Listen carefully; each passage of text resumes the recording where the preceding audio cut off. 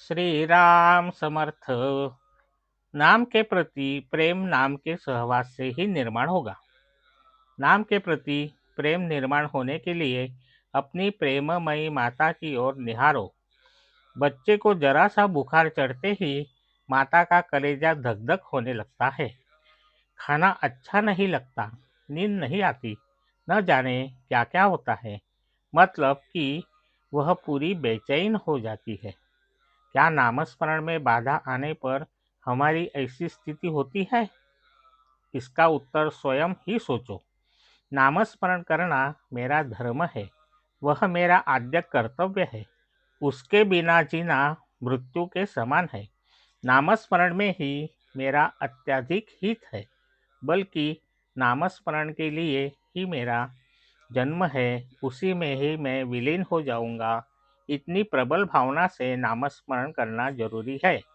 तब कोई कहे कि प्रेम निर्माण नहीं हुआ तो बात मान भी सकते हैं, लेकिन ऐसी अवस्था निर्माण ही नहीं हो सकती।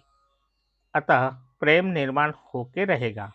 नामस्मरण के प्रति प्रेम या रुचि निर्माण नहीं होती, इसका मतलब ही है कि नामस्मरण में हमारी निष्ठा कम है, श्रद्धा कम है।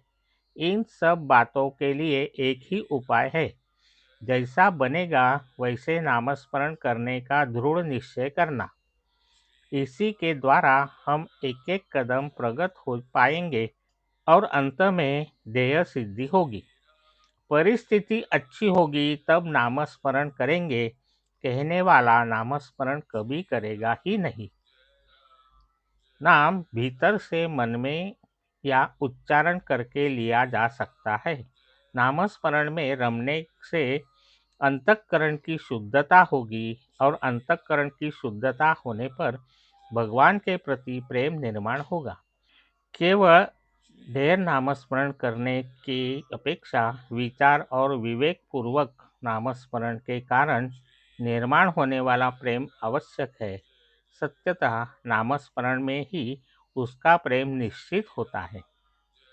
मट्टे में मक्खन होता ही है, सिर्फ वह ऊपर दिखाई नहीं पड़ देता, किंतु मट्ठा मथने पर जैसे मक्खन ऊपर आता है, वैसे भगवान का नामस्मरण करने पर उसके प्रति जो प्रेम है वह ऊपर आता है। मामूली शब्दों से भी हमारे मन में विविध प्रकार के भाव निर्माण होते हैं, तो क्यों भला नामस्मरण के कारण भगवान के प्रति प्रेम भाव निर्माण नहीं होंगे?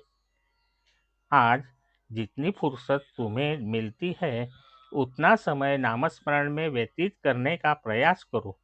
बहुत दिन तक एक ही मकान में रहने पर हमारे मन में उस मकान के प्रति लगाव निर्माण होता है ना। गृहस्थी का प्रेम हम में सहवास के कारण निर्माण हुआ है, उसी प्रकार नामस्मरण के अखंड सहवास के कारण उसका भी प्रेम अपने आप निर्माण होगा।